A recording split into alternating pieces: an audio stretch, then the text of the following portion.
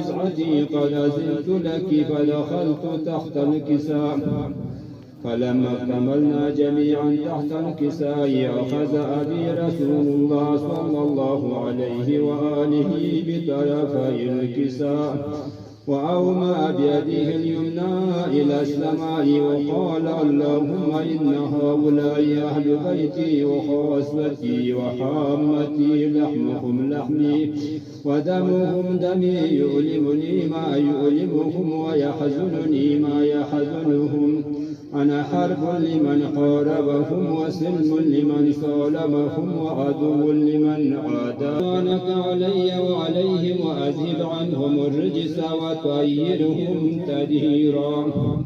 فقال الله عز وجل يا ملائكتي ويا سكان سماواتي إني ما خلقت سماء مبنية ولا أرضا مدحية ولا قمرا منيرا ولا شمسا مضيئة ولا فلكا يدور ولا بحرا يجري ولا فلكا يسري إلا في محبة هؤلاء الخمسة الذين هم تحت الكساء. فقال الأمين جبرائيل يا ربي ومن تحت الكساء؟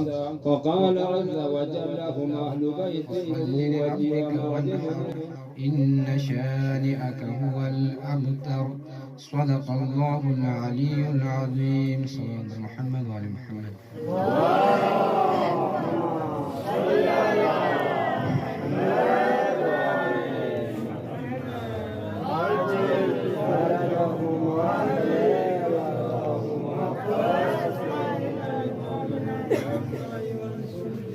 عزیزان محترم،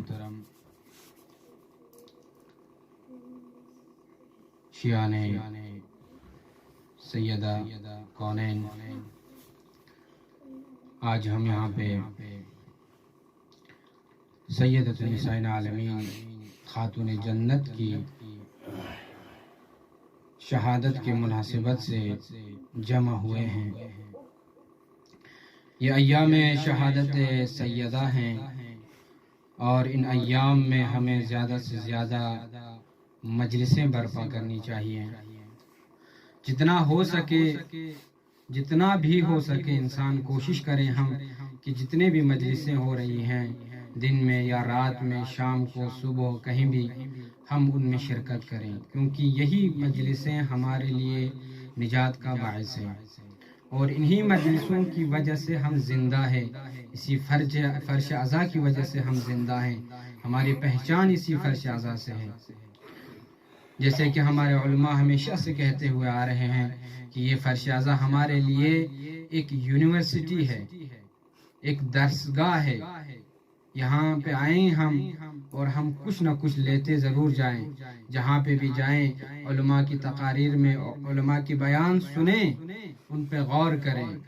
اصل مقصد یہاں پہ آ کے میں پڑھوں آپ سنیں یہ مقصد نہیں ہے. اصل ہے ہمیں درک کرنا، اس کو سمجھنا، اس پہ عمل کرنا. یہاں پہ آ کے ہم علم حاصل کرتے ہیں. علم حاصل کرنا کافی نہیں ہے. علم، معصومین فرماتے ہیں علم بغیر عمل کے ایسا ہے جیسے بغیر پھل کے درخت.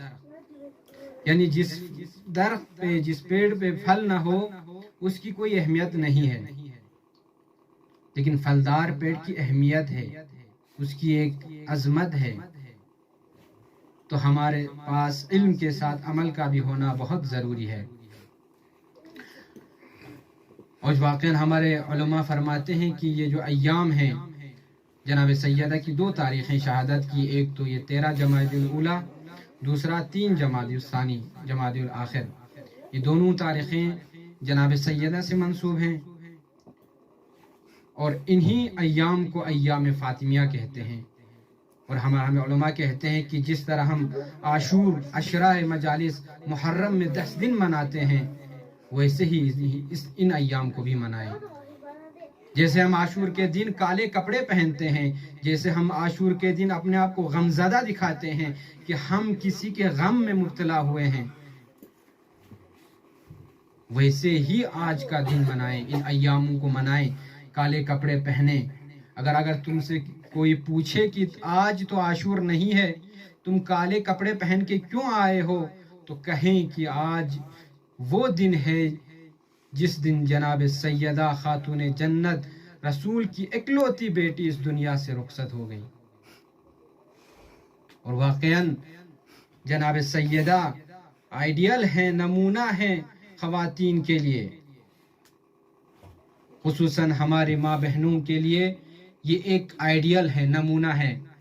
بہرحال ہم اپنے بچوں کو، اپنے بہنوں کو، اپنی ماؤں کو اس چیز کی ترجیح دیں، اس چیز کی زیادہ ترجیح دیں، رجحان بڑھائیں، سیدہ کی حیات زندگی کا مطالعہ کریں کہ جناب سیدہ کس طرح زندگی گزارتی تھی، اپنے بابا کے ساتھ کیسے پیش آتے تھے، کیا سلوک تھا ان کا، کیا برتاؤ تھا، اپنے بچوں کے ساتھ، اپنے شوہر کے ساتھ۔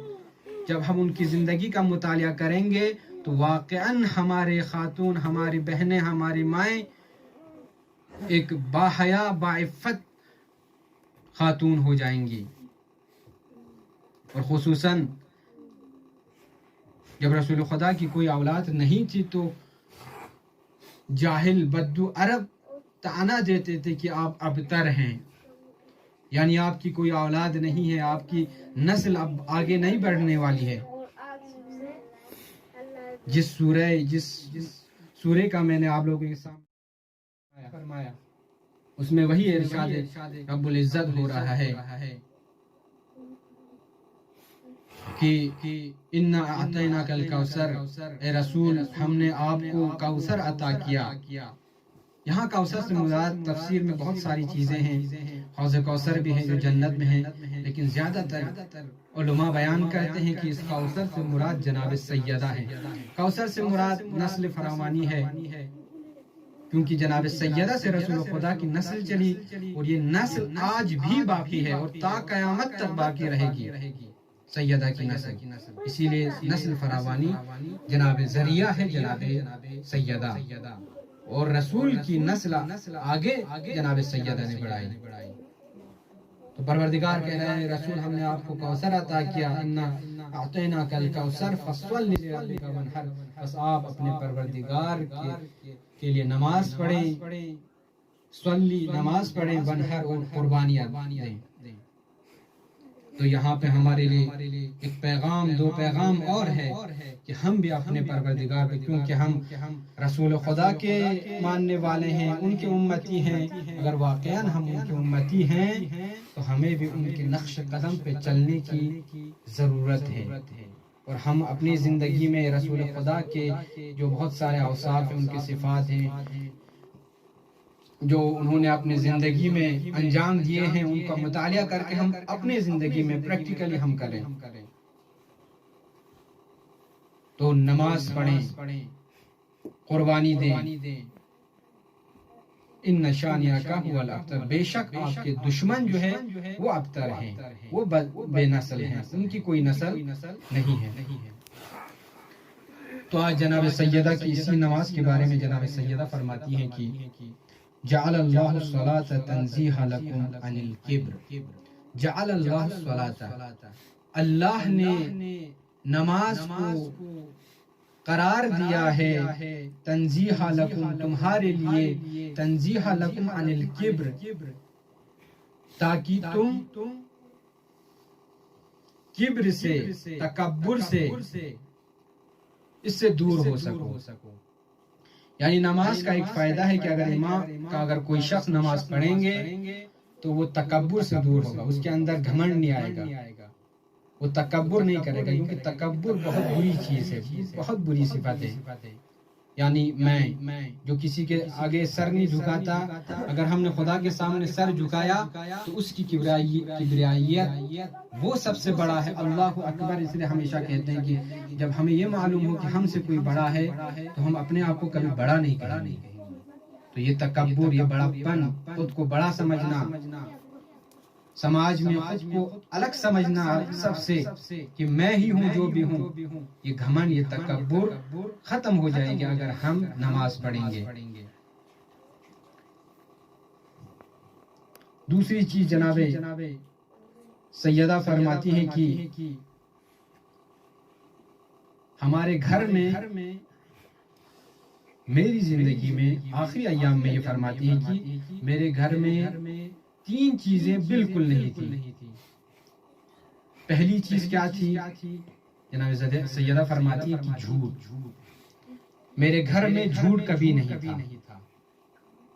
تو ہم اپنی زندگی میں دیکھیں، واقعاً ہم ماننے والے ہیں، تو ہم اپنی زندگی میں کتنے سچے ہیں. خصوصاً دیکھیے یہ ایک ہمارے لیے نمونہ ہے، کیونکہ جناب سیدہ بھی اپنے بچوں کی تربیت فرماتی تھی، تو ہمیں بھی وہیں سے تربیت کا سلیقہ ملے گا. جھوٹ تمام برائیوں کی چابی ہے. انسان ایک جھوٹ بولتا ہے، اگر کوئی ایک جھوٹ بولے تو اس جھوٹ کو چھپانے کے لیے سینکڑوں جھوٹ بولنا پڑتا ہے انسان کو. تو ہم اکثر اوقات ہم بھی جھوٹ بولتے ہیں، یہاں تک کہ ہم تو جھوٹ بولتے ہیں، بعض اوقات ہم اپنے بچوں سے بھی جھوٹ بلواتے ہیں. ایک کلپ بنائی تھی، ایک ون چینل پہ آیا تھا کہ ایک شخص ہے جو آیا ہے ان کے گھر پہ، اس کا والد محترم جو ہے وہ ٹی وی دیکھ رہے تھے میچ. تو ایک شخص آیا، بیل بجائی، بیل بجانے کے بعد اس نے اپنے بیٹے سے کہا، جا کے جب بیٹا جا رہا تھا، جاتے جاتے اس کے والد نے کہا کہ یہ مت بتانا کہ میں گھر پہ ہوں، تم یہ بتا دو کہ میرے والد گھر پہ نہیں ہے، میں تمہیں ایک چاکلیٹ دے دوں گا. واقعا ہم اپنی زندگی میں بہت کرتے ہیں ایسا. ہم اپنے بچوں کے ساتھ یہی کہتے ہیں، اگر کوئی کسی سے کام ہو، ہم نہیں ہو کر پایا، کسی سے وعدہ کیا ہے، مثلا ہم سے نہیں ہو پایا وہ وعدہ، تو ہم ایسے اپنے بچوں سے کہہ دیتے ہیں کہ بہت سارے میں نے دیکھا بھی ہے زندگی میں، ایسے نہیں ہے، اور آپ نے بھی بہت ساروں کو دیکھا بھی ہوگا کہ وہ بولتے ہیں، ان سے کہہ دینا کہ ہم گھر پہ نہیں ہیں، یا ان سے کہہ دینا ہم یہاں پہ نہیں ہیں، ہم فون پہ بات کر رہے ہیں، کوئی کال کر رہے ہیں، ہم اپنے بچوں سے اٹھاتے ہیں، کہہ دو پاپا گھر پہ نہیں ہے، یا بھیا گھر پہ نہیں ہے، یا جو بھی کہہ دیں پاپا نہیں ہے. تو وہ بچے جا کے کہتا ہے کہ وہ بھی ایک معصوم سا بچہ تھا، دروازے پہ گیا، دروازہ کھولا، کھولنے کے بعد کہا کہ پاپا کہہ رہے ہیں کہ پاپا گھر پہ نہیں ہے. تو بچے کی سچائی کی معصومیت دیکھیے، وہ کہہ رہا ہے کہ پاپا کہہ رہے ہیں کہ پاپا گھر پہ نہیں ہے، وہ کہہ رہے ہیں. تو اکثر اوقات ہم ایسا کرتے ہیں، تو ظاہر سی بات ہے ہم اپنے بچوں کی یہی پرورش کریں گے، آگے جا کے ہمارے بچے جھوٹ ہی بولیں گے. اور جب جھوٹ کی لت لگ جائے انسان کو، تو اتنے جھوٹ بولتے ہیں کہ زندگی میں جھوٹ ہی ہوتا ہے.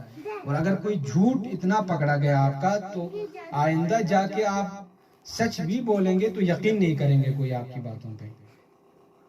تو اپنی زندگی میں جھوٹ کو ہٹا دیں، کیونکہ یہ سیدہ کہتی ہیں کہ میرے گھر میں کبھی جھوٹ نہیں تھا. دوسری چیز کیا تھی؟ کہتی ہیں کہ میرے گھر میں کبھی خیانت نہیں کی کسی نے. اکثر اوقات ہم لوگ خیانت کرتے ہیں، امانت میں خیانت. کسی نے کوئی چیز امانت کے طور پر دے دی، ہم نے خیانت کر دی. مثلا کوئی چیز اگر آپ کو امانت کے طور پہ اگر کوئی دے دے، تو اس کی امانت داری تب تک کہی جائے گی، اس وقت کہلائی جائے گی جب اس چیز کو آپ ویسے ہی رکھیں جیسے اس نے دیا، آپ اس کو ویسے ہی حفاظت کریں. مثلا اگر آپ کو کسی نے پیسے دیے امانت کے طور پہ، تو آپ اسی پیسے کو، وہی پیسے کو، انہی پیسوں کو آپ کہیں رکھیں، نہ کہ یہ کہ اس کو خرچہ کر کے پھر بعد میں دوسرا. یہ ایک امانت میں خیانت کا ایک وہ ہے، ذریعہ ہے. تو بہت ساری چیزیں ہوتی ہیں، ہم خیانت کر دیتے ہیں، ہم جھوٹ بولتے ہیں، ہم والدین سے جھوٹ بولتے ہیں، ہم بھائی سے جھوٹ بولتے ہیں. مثلا آگے جا کے ہم خیانت کر دیتے ہیں، وعدہ کرتے ہیں کہ یہ کریں گے، جا کے ہم نہیں کرتے. بہت ساری چیزوں کا ہم وعدہ کرتے ہیں، والدین سے وعدہ کرتے ہیں، ہم اللہ سے وعدہ کرتے ہیں. ہمیشہ ہم استغفار کرتے ہیں، استغفر اللہ استغفر اللہ. یہ کیا استغفر اللہ؟ پروردگار میں توبہ کرتا ہوں، میں استغفار کرتا ہوں، میں آگے نہیں کروں گا، لیکن پھر بھی ہم کرتے ہیں. یہ بھی خیانت ہے. اور جو پروردگار کے ساتھ خیانت کر دے. اور دوسری بات جھوٹ کی کہہ رہے تھے ہم لوگ، اکثر اوقات جب ہماری عادت ہو جائے گی نا، تو روز قیامت بھی شاید ہم جھوٹ بول دیں. ایسے بہت سارے واقعات ہیں، ایسے بہت سارے علماء بیان کرتے ہیں کہ جن کی جھوٹ بولنے کی عادت ہے، وہ روز قیامت بھی کہیں گے پروردگار یہ میں نے نہیں کیا، میں نے جھوٹ نہیں بولا، میں نے مثلا فلاں گناہ نہیں کیا. پھر پروردگار تمہیں دکھائیں گا. پھر ہمیں دکھائیں گے پروردگار کہ ہمارے ہر اعضاء و جوارح خود گواہی دیں گے، ہمارے ہاتھ، ہمارے کان، ہمارے پیر، ہر چیز جس جگہ ہم نے نیکی کی ہو وہ جگہ گواہی دے گی، اور جس جگہ ہم نے برائی کی ہو وہی جگہ گواہی دے گی۔ تو اگر ہمیں جھوٹ بولنے کی زیادہ عادت ہو جائے تو ہم خدا کے سامنے بھی جھوٹ بول سکتا ہے، یہ ممکنات میں سے ہے۔ تو جھوٹ برائیوں کی جڑ ہے، جھوٹ جو ہے فساد کی جڑ ہے، ہر چیز کی جڑ جو ہے وہ جھوٹ ہے۔ تو اپنی زندگی میں جھوٹ کو اپنی زندگی سے نکال دیں، خیانت کو اپنی زندگی سے نکال دیں، اپنے والدین سے، اپنے بھائی سے، اپنے بہنوں سے، اپنے ماؤں سے، جس سے بھی جس چیز کا وعدہ کیا ہے، اپنے امام سے، اپنے پروردگار سے، ہم اس وعدے کا خیانت نہ کریں۔ اور تیسری چیز کہتی ہیں کہ میرے گھر میں کبھی اختلاف نہیں تھا، اختلاف تفرقہ۔ واقعاً ہمارے گھر میں کتنے اختلاف ہیں، ہمارے گھروں میں واقعاً بھائی بھائی کا نہیں رہا، بہن بھائی سے اختلاف ہے، بھائی بھائی سے اختلاف ہے، والد اور بچوں سے اختلاف ہے، ماموں خالہ ان سب سے رشتہ داروں میں اختلاف ہے، گاؤں میں اختلاف ہے، شہر میں اختلاف ہے، کتنے اختلافات ہیں۔ تو سیدہ کہتی ہیں کہ ہمارے گھر میں میری زندگی میں کبھی اختلاف تھا ہی نہیں۔ تو اختلاف کی جڑ ہے، اختلاف سے واقعاً زندگیاں برباد ہوتی ہیں۔ اور جتنا بھی چاہیں، جتنے بھی ہو سکے ہم کوشش کریں اختلافات کو مٹا دیں، کیونکہ کوئی چیز ناممکنات میں سے نہیں ہے کہ ہمارے محب کیسے بچیں، ہم اپنے محبوں کے لیے کیا کریں۔ محبوں کے لیے ہی دعا کرتی تھی ہمیشہ، لیکن ہم ہمیشہ ان کو بھلا بیٹھتے ہیں، ہم یاد ہی نہیں کرتے ان کو۔ تو یہ تھی جناب سیدہ کی سیرت زندگی۔ واقعاً اگر کسی غریب کو، کسی سائل کو کچھ دینا ہو تو بہتر دیں۔ اگر ہمارے پاس کوئی سائل، کوئی مانگنے والا کپڑا آ جائے تو ہم وہ کپڑا دے دیتے ہیں جو سالوں سے پہنا ہوا نہ ہو، جو پڑا ہوا ہو، کہیں تھوڑا سا کٹا پیٹا ہو، پھٹا ہو، یا جو یوز میں نہیں آتا، کبھی استعمال میں نہیں آتا، وہ چیز دے دیتے ہیں۔ یہ تھی جناب سیدہ کی سخاوت کہ انہوں نے وہ کپڑا دیا جو ابھی بالکل نیا تھا۔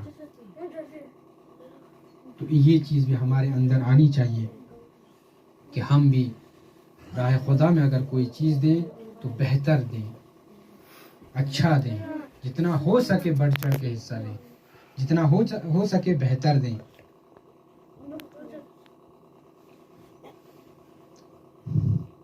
اور خود جناب سیدہ کی ایک چیز ہے ہمارے ساتھ جو ہم ہمیشہ جس کا ذکر کرتے ہیں، وہ ہے تسبیح جناب فاطمہ زہرا۔ یہ بھی ایک عطا ہے جناب سیدہ کے ہمارے لیے۔ واقعاً اس تسبیح کی اہمیت کو جانے، جب جناب سلمان فارسی گزر رہے تھے گھر سے جناب سیدہ کے، تو دیکھا کہ بچے رو رہے ہیں اور جناب سیدہ بچوں کو بھی سنبھال رہی ہیں، وہ چکی بھی پیس رہی ہیں، اور وہ چکی نہیں تھی، وہ ہاتھ سے چلاتی تھی وہ چکی، اور اتنی کام کر کے ان کے ہاتھ زخم ہو گئے تھے۔ جناب سلمان فارسی نے یہ دیکھا تو کہا کہ یا سیدہ آپ اتنی زحمت کیوں کر رہی ہیں، آپ اپنے بابا سے جا کے مانگیں کوئی خادم، کوئی آپ کے مددگار۔ بہت سارے اصرار پر جناب سیدہ گئیں، مطالبہ کیا خادم کا، تو رسول خدا نے کہا کہ یا فاطمہ میں آپ کو ایک ایسی چیز دوں گی، اس کے بعد کسی خادم کی ضرورت نہیں پڑے گی، وہ ہے تسبیح جناب فاطمہ زہرا۔ وہ چھٹے امام فرماتے ہیں اس تسبیح کی جو عظمت ہے، جو ثواب ہے، وہ 1000 رکعت نوافل سے بہتر ہے۔ اور سوچیں ہم تسبیح کیسے پڑھتے ہیں، ہم چند سیکنڈوں میں ہم تسبیح کو ختم کر دیتے ہیں۔ اللہ اکبر، اللہ، کم سے کم اللہ اکبر، اللہ اکبر، کچھ منٹ دیں اس کو۔ ہم یوں ہی نہیں پتہ چلتا پڑھ کیا رہے ہیں۔ ایک عالم دین کہتے ہیں جب آپ تفسیر پڑھنا شروع کر دیں، جب تم آپ اللہ اکبر کہیں تو اس کی کبریائیت کو، اس کی برتری کو، وہ سب سے بڑا ہے، اس چیز کو ذہن میں لائیں، پروردگار تو بڑا ہے، میں کچھ نہیں ہوں، اگر تو ایک اشارہ کر دے تو میں فنا ہو جاؤں. اس چیز کو جب تسبیح پڑھیں، اللہ اکبر کریں، تو اس چیز کو خیال میں رکھیں، اور جب الحمدللہ کہیں تو ان تمام نعمتوں کو اپنے ذہن میں رکھیں جو اللہ نے ہمیں عطا کی. یہ ہے طریقہ تسبیح کا. اور جب سبحان اللہ کہیں تو اس کی پاک و پاکیزہ ذات کو یاد کریں. اور تفسیر ہے، ایک عالم دین کہتے ہیں کہ سبحان اللہ کی تفسیر یہی ایک جو ہم سورہ توحید پڑھتے ہیں، قل هو اللہ احد اللہ الصمد لم یلد ولم یولد ولم یکن له کفوا احد. اصل اگر سبحان اللہ کا ترجمہ کیا جائے تو یہی ہے. تو کوشش کریں، اگر کوئی شخص، امام جعفر صادق چھٹے امام فرماتے ہیں کہ نماز میں ہم بیٹھے ہوئے ہیں، جس حالت میں ہم بیٹھے ہوئے ہیں تشہد کی حالت میں، اسی حالت میں بیٹھ کے پڑھیں. ایسا نہیں کہ ہم تشہد کے حالت سے ہٹ کے پیر ادھر ادھر کر کے پڑھیں گے تو اتنا ثواب نہیں ہے. بہرحال ثواب اجر ہے بہت زیادہ، لیکن ان 1000 نوافل کا اجر ہم کو نہیں ملے. بہتر اب سوچیں، انسان 1000 رکعت پڑھنے میں کتنا ٹائم لگتا ہے.